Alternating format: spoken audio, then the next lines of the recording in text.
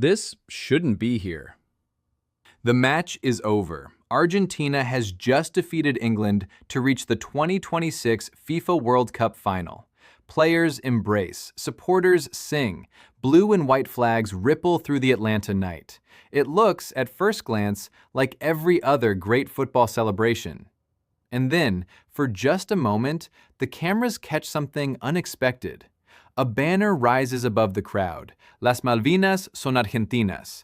The Falkland Islands are Argentine. Not a player's name, not a club crest, not a celebration of the semifinal. A political statement. 44 years after a war had ended, thousands of miles from the islands themselves, it had found its way into the defining image of a football match. Why? Because when Argentina and England meet, they are almost never playing only football. If you're new to Beyond the Box Score, this channel isn't about scores or highlights. It's about the stories behind the game, the moments that reveal something bigger than sport. If that sounds like your kind of football, consider subscribing. We have many more stories like this ahead. Most rivalries survive because the teams keep playing each other. Argentina and England don't. Entire World Cups pass without a meeting.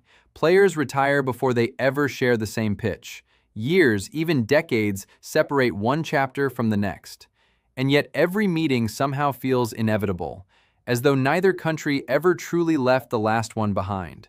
Because this rivalry isn't carried by fixtures, it's carried by memory. To understand why a banner about islands appeared after a football match in 2026, we have to travel back to the beginning, not of a war, but of a misunderstanding. In 1966, England hosted the FIFA World Cup for the first time. For English football, it was an opportunity to prove something to the world. The nation that had given football its modern rules had never won the tournament.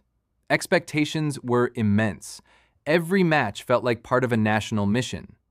Argentina arrived with very different expectations. South American football had long believed it was judged differently by European officials.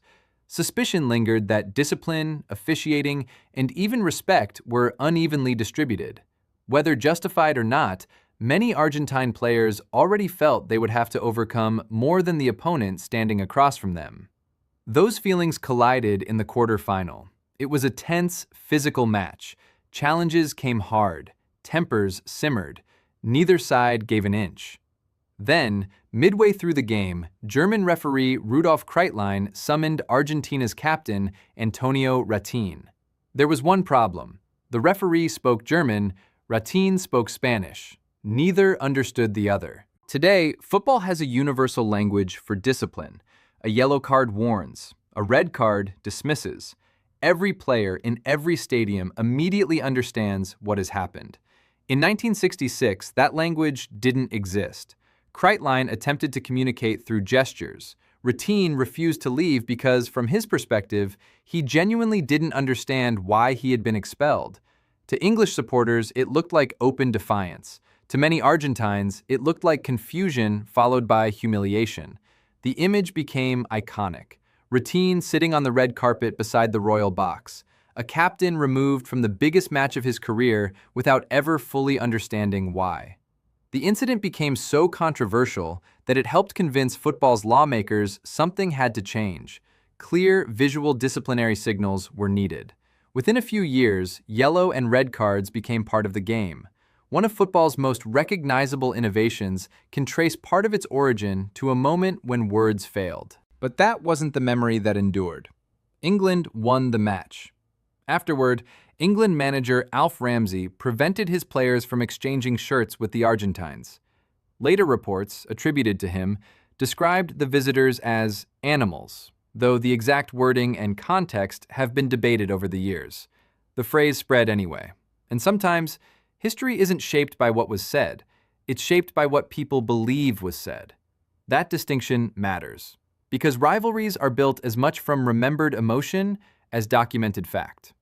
Ask many English supporters about 1966, and they'll remember a difficult opponent, a controversial dismissal, and England's march toward its first, and still only, World Cup title. Ask many Argentines, and they'll remember disrespect. Not defeat, disrespect. The same 90 minutes. Two completely different stories.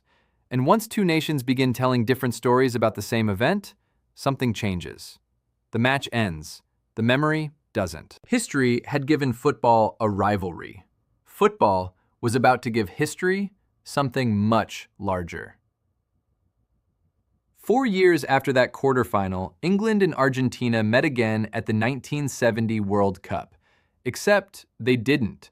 England failed to qualify. Argentina didn't either. The rivalry paused before it had the chance to grow. For more than a decade, the two nations barely crossed paths. No defining matches, no dramatic penalties, no last-minute winners. If football alone had been responsible for this rivalry, it might have quietly faded into history. Instead, history intervened. In 1982, the dispute over a remote group of islands in the South Atlantic erupted into armed conflict. In Argentina, they are known as Las Malvinas. In Britain, they are known as the Falkland Islands.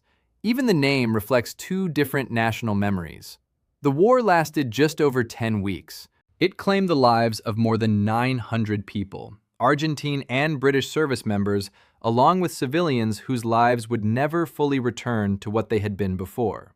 For Argentina, the war unfolded under a military dictatorship already facing growing public dissatisfaction.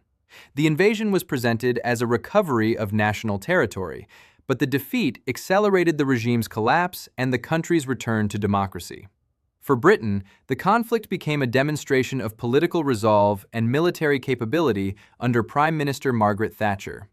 Victory reshaped public opinion at home and became a defining moment in modern British politics. These are facts. The meaning attached to them is far more complicated. Ask an Argentine family about the war, and you may hear stories of young conscripts sent into freezing conditions with inadequate training and equipment. Stories of loss, grief, and unfinished mourning. Stories that are deeply personal. Ask a British family, and you may hear about sailors who never returned, veterans who carried invisible wounds long after the shooting stopped, and a belief that defending the islanders' right to self-determination was both necessary and just.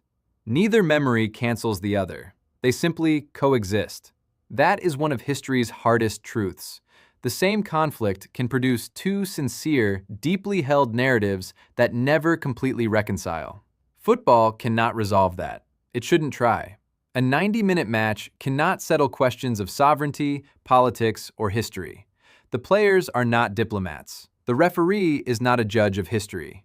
The World Cup is not a peace conference. And yet, sport has always given people something history rarely can. A stage. A place where emotion can be expressed without becoming violence. A place where identity can be worn as a shirt instead of a uniform. That doesn't make football more important than history. It makes it a vessel for remembering history. This is where it's tempting to simplify the story, to say that every Argentina versus England match since 1982 has been about the war. But that isn't quite true. Many of the players who would later take the field had never served. Some had been children when the conflict took place. Others weren't even born. They inherited the memory, not the experience. And inherited memories can be extraordinarily powerful. Children don't remember wars they never lived through. They remember the stories told around dinner tables, the photographs hanging in grandparents' homes, the anniversaries, the documentaries, the newspaper headlines, the silences. Memory doesn't need first-hand witnesses to survive. It only needs people willing to pass it on. By 1986, 4 years after the war, football delivered a coincidence so extraordinary that it almost feels fictional. The World Cup in Mexico brought Argentina and England together once again. Not in a friendly, not in a qualifier, in the quarterfinals. History had spent 20 years writing the rivalry. Now, football was about to write the chapter everyone would remember. If 1966 created the wound and 1982 deepened it, 1986 would transform it into mythology. And at the center of that mythology stood one man who seemed to carry an entire nation on his shoulders, Diego Armando Maradona. Diego Maradona was never simply Argentina's best footballer. He became something much more difficult to define. He was born in Villa Fiorito, on the outskirts of Buenos Aires, in a neighborhood where opportunity was scarce and football wasn't a pastime so much as an escape. The dirt fields where he learned the game didn't produce polished technique through expensive coaching. They produced resilience, improvisation, and imagination. Every touch had to solve a problem. Every match meant proving yourself again. By the time he reached the national team, millions of Argentines saw themselves in him, not because he was perfect, because he wasn't. He was emotional, defiant, flawed, charismatic, brilliant. He could appear ordinary one moment and impossible the next. And in a country that had endured economic instability, political upheaval, and the trauma of dictatorship, Maradona represented more than sporting excellence. He represented possibility. England arrived in Mexico with its own burden. The memories of 1966 still carried pride. The memories of 1982 were still painfully fresh. While few players had participated in the war themselves, they understood the symbolism surrounding this match. They also understood the danger of turning football into something it was never meant to be. For both teams, the quarterfinal carried emotional weight, but the reasons were not the same. That distinction would become everything. The match itself was tense rather than spectacular. For nearly an hour, neither side found a breakthrough. Every challenge felt heavier than usual. Every loose ball seemed to carry years of accumulated expectation. Then, in the 51st minute, the ball rose into the English penalty area. England goalkeeper Peter Shilton came charging forward. So did Maradona. Shilton stood nearly 8 inches taller. There should have been only one winner. Instead, the ball floated into the net. English players immediately surrounded the referee. Maradona had reached the ball first, not with his head, but with his left hand, subtly raised above Shilton's reach. The officials didn't see it. The goal stood. For England, it was one of the greatest injustices in World Cup history. For Argentina, the reactions were more complicated. Some celebrated because the goal counted. Others recognized the deception, but admired the audacity. Years later, Maradona famously described it as being scored "a little with the head of Maradona and a little with the hand of God." The phrase became immortal. But what happened afterward is what transformed the moment from controversy into legend. Just 4 minutes later, Maradona collected the ball inside his own half. What followed has been replayed thousands of times, analyzed from every angle, and described in almost every language football has ever spoken. He turned away from one challenge, accelerated past another, slipped between defenders who seemed certain they had closed the space, changed direction without losing speed, carried the ball farther and faster than seemed possible.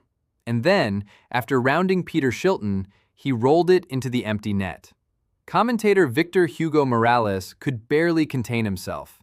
His voice rose with every touch until words almost failed him, calling Maradona a cosmic kite and pleading for the heavens to apologize for football itself. The second goal didn't erase the first. It complicated it.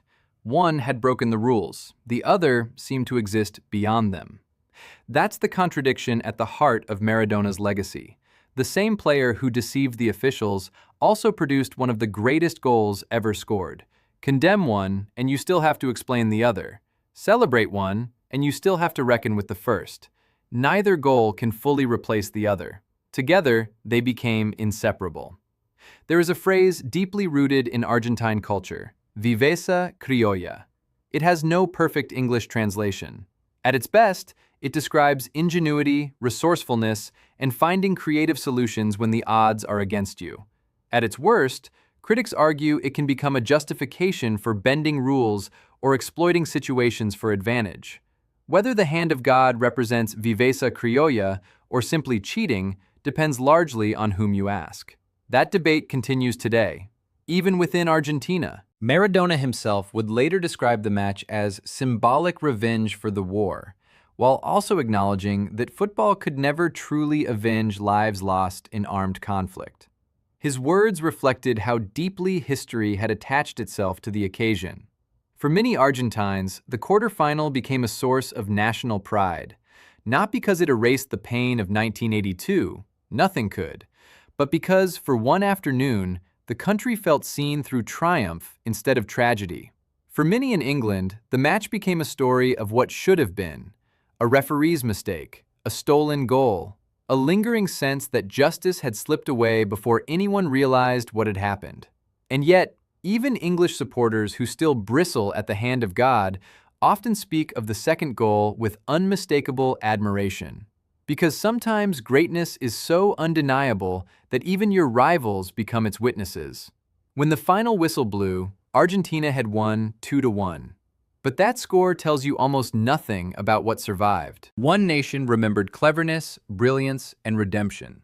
The other remembered injustice, brilliance, and heartbreak. The same 90 minutes, two more completely different stories.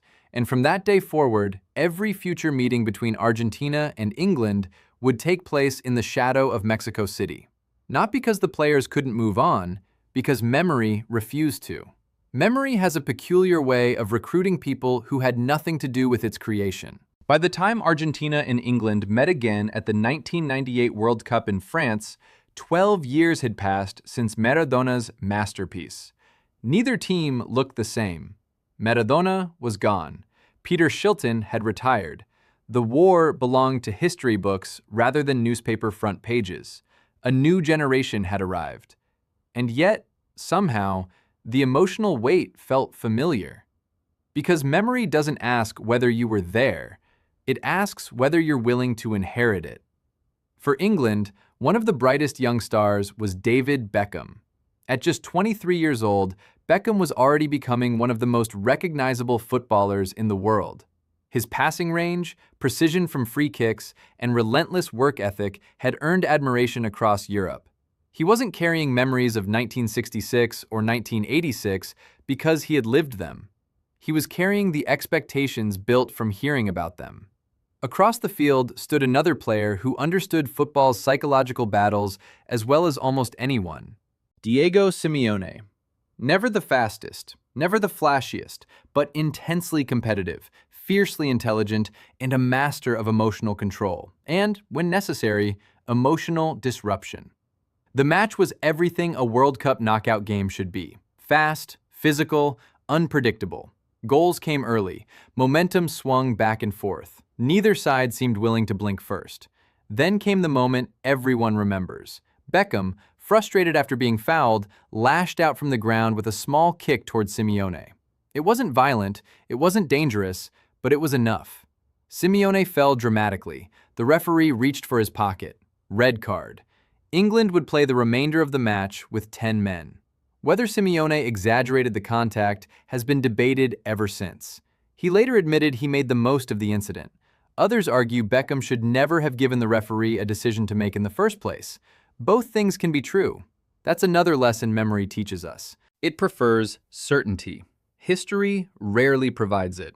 England fought on with remarkable resilience. Against the odds, they pushed Argentina all the way to a penalty shootout.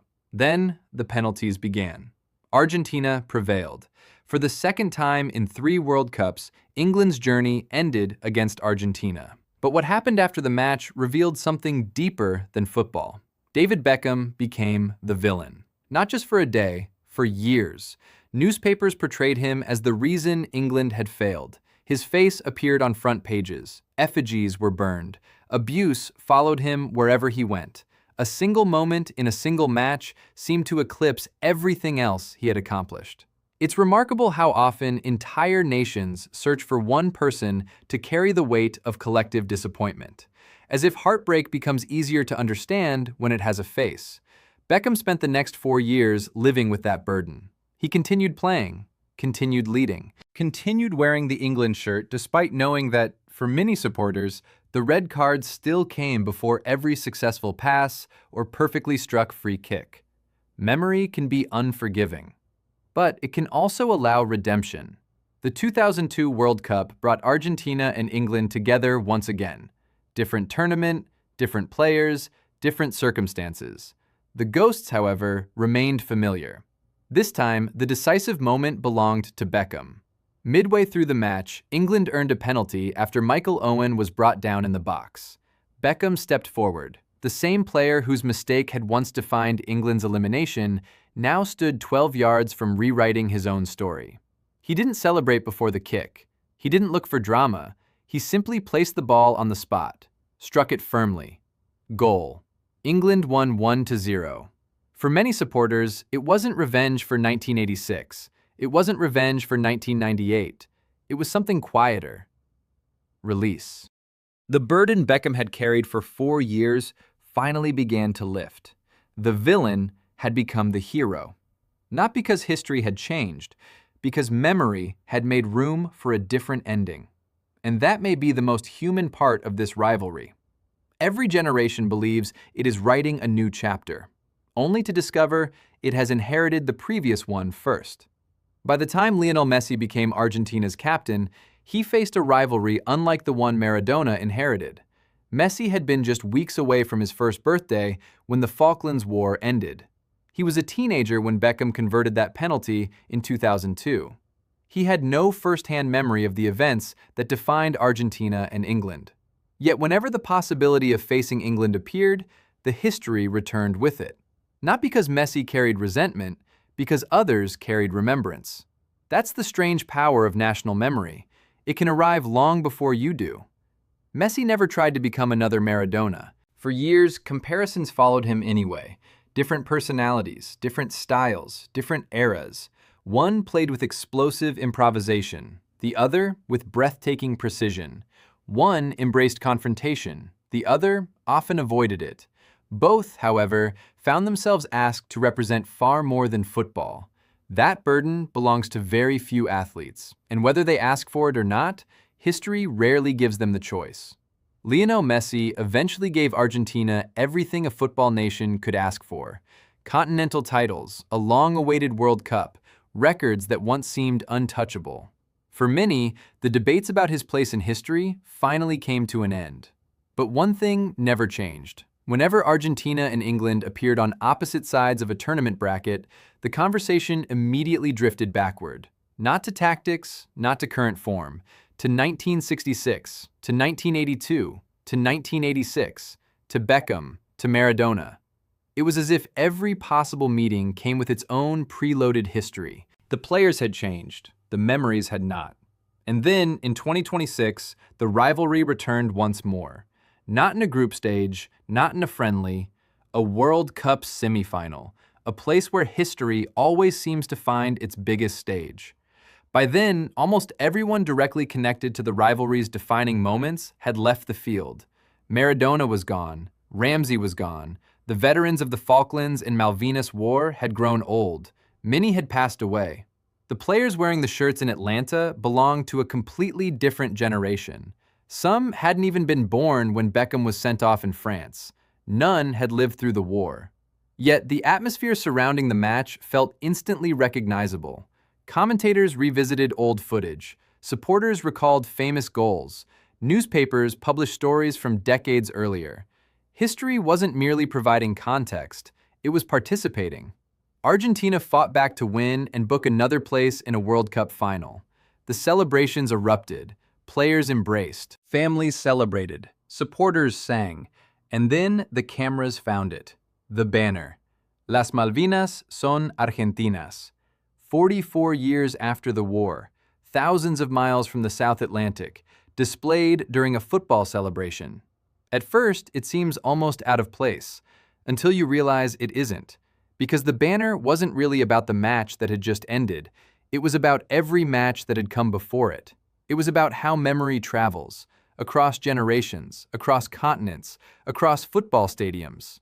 Children who never witnessed 1966 still know Antonio Rattin's story.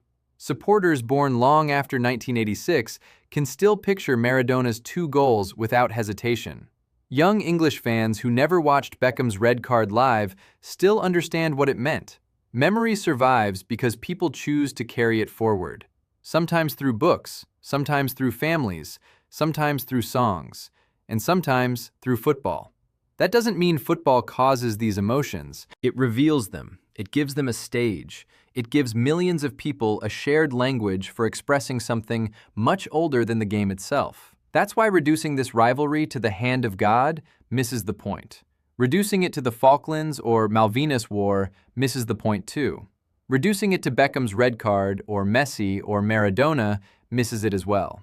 Those moments matter, but they are chapters, not the story. The story is about the extraordinary power of collective memory, about how two nations can watch the same events and carry away different truths, about how history becomes identity, and how identity is passed from one generation to the next. So, when Argentina and England meet, are they playing a football match or replaying two different versions of history? The answer is both. The football is real. The competition is genuine. The players want to win because every athlete wants to win. But surrounding those 90 minutes is something much older and much larger than either squad. An invisible inheritance. A conversation between generations. A collection of memories that neither team created alone, yet neither can completely escape. If you've enjoyed this journey beyond the scoreline, I'd love to have you join us. Subscribe to Beyond the Box Score, like the video if it gave you a new perspective, and share it with someone who loves sport, not just for the games, but for the stories they tell. Because sometimes, the most important thing that happens on a football field isn't recorded in the statistics. It lives in what people remember afterward. The scoreboard tells us who won. Memory decides what survives. They weren't stepping onto an empty field. They were entering a match already crowded with ghosts.